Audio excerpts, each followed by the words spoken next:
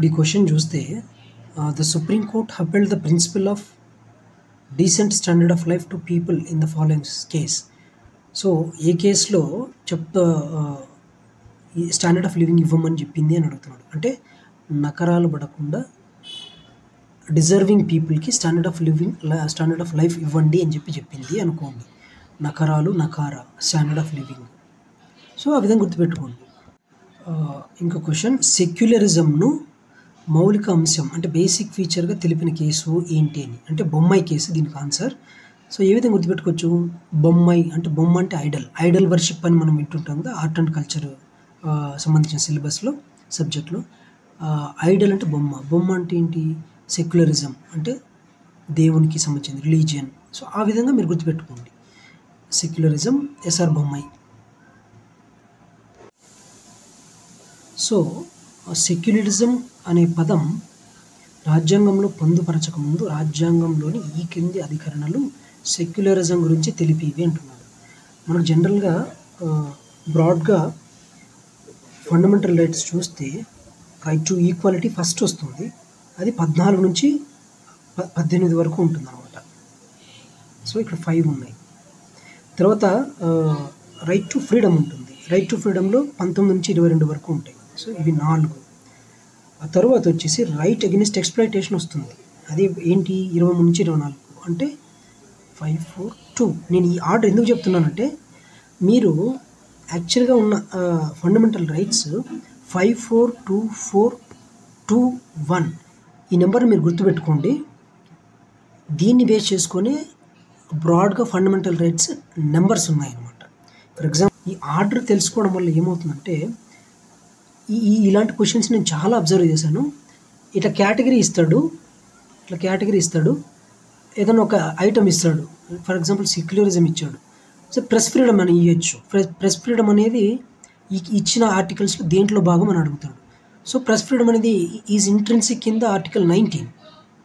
So మీకు తెలియాలన్నమాట. మీకు direct article తెలియకపోయినా ఒకవేళ ఆర్డర్ తెలిసినా కూడా కొంచెం యూజ్ అవుతుంది. సో మీరు చెప్తున్న ఆర్డర్ మీరు గుర్తుపెట్టుకుంటే మీకు చాలా యూజ్ అవుతుంది. ఈ 1 అనేది రైట్ ఈ కాన్స్టిట్యూషనల్ రెమెడీస్కి సంబంధించింది అనమాట.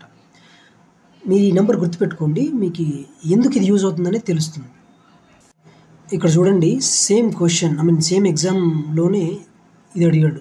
ఆర్టికల్ 19 నుంచి 22 వరకు స్వేచ్ఛకు సంబంధించి ఉన్నాయి. అంటే రైట్ టు ఫ్రీడమ్కి సంబంధించినవి. ఇది 4కి సంబంధించింది. అంటే ఈ రైట్ టు ఫ్రీడమ్కి సంబంధించి 4 ఆర్టికల్స్ ఉన్నాయి కదా, ఆర్టికల్ 19, 20, 21, 22. సో దాంట్లో భాగం అనమాట. ఆర్టికల్ 21A ఉంది. It's fine.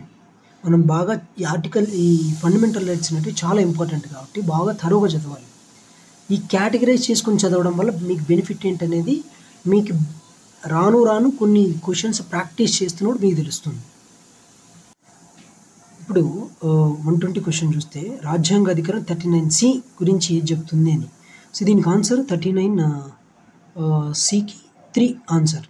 సో మనం మేజర్ ఆర్టికల్స్ కాదు, ఈవెన్ సబ్ ఆర్టికల్స్ అంటే సబ్ పాయింట్స్ కూడా తెలుసుకోవాలి. ఎందుకంటే ఆర్టికల్ 39B ఏం చెప్తుందంటే ఇది అనమాట, material resources for all.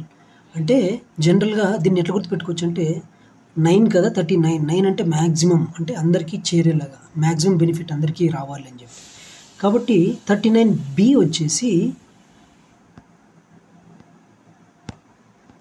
39B వచ్చేసి మెటీరియల్ రిసోర్సు అందరికీ దక్కేలాగా చూడండి అని స్టేట్కి ఆదేశిస్తుంది అనమాట కాన్స్టిట్యూషన్.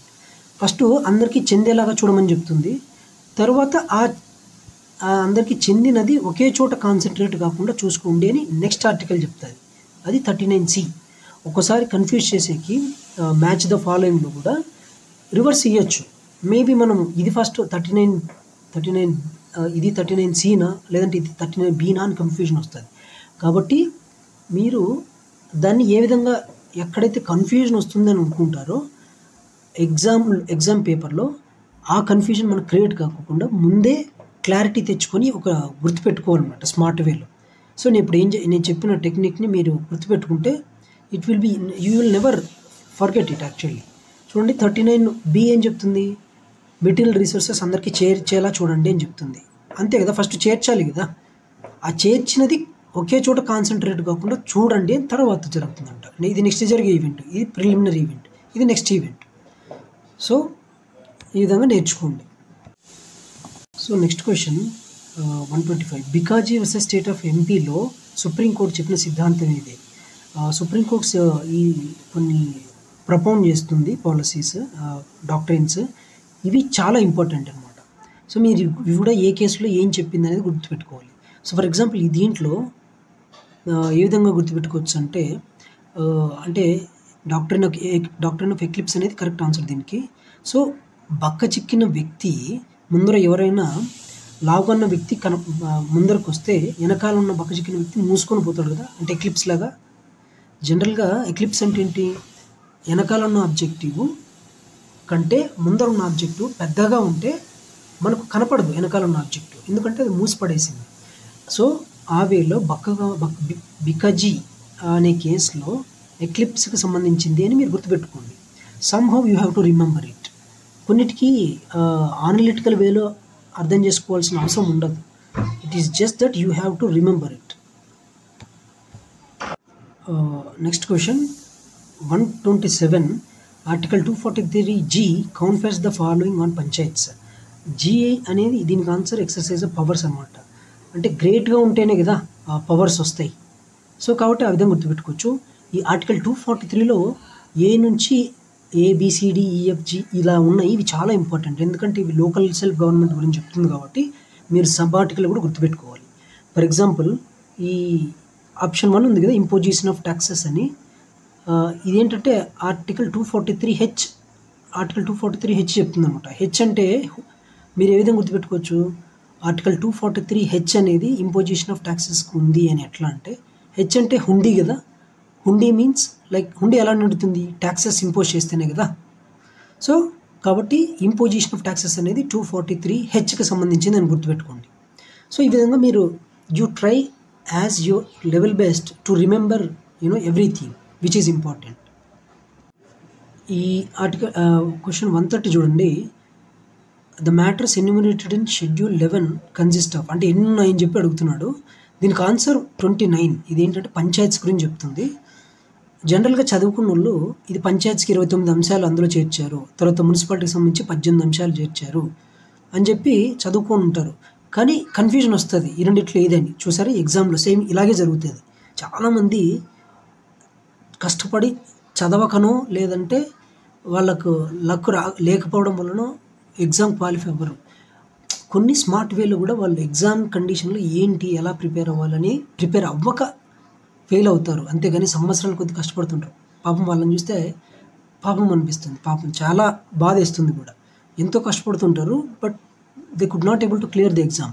చాలామంది టాపర్సే ఎందుకు క్లియర్ చేస్తుంటారంటే, ఎస్పెషలీ వాళ్ళు ఎందుకు చేస్తారంటే వాళ్ళు ఆల్రెడీ టెక్నిక్స్ తెలుసుకుని ఉంటారనమాట. ఎలా వేలో మనం సాల్వ్ చేయొచ్చు ఎగ్జామ్ అని చెప్పి. Same happens with the IIT, IIMs also. So ఈ క్వశ్చన్కి సంబంధించి సో ఎలా గుర్తుపెట్టుకోవచ్చు?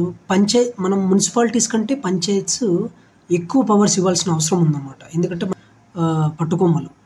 సో కాబట్టి పంచాయత్స్కే ఎక్కువ అంశాలు ఇచ్చారని మీరు గుర్తుపెట్టుకోండి బ్లైండ్గా. సో అప్పుడు ఏమవుతుంది? 29 అంశాలు. సో ఇలాంటి వీడియోస్ ఇంకా చేసి ఈ ఛానల్ సస్టైన్ అవ్వాలంటే డిస్క్రిప్షన్లో బై మీ కాఫీ అని ఉంటుంది, దాన్ని క్లిక్ చేసి ఈవెన్ స్మాల్ అమౌంట్ కూడా కాంట్రిబ్యూట్ చేయొచ్చు. Even if it is small, still it is great. Thank you.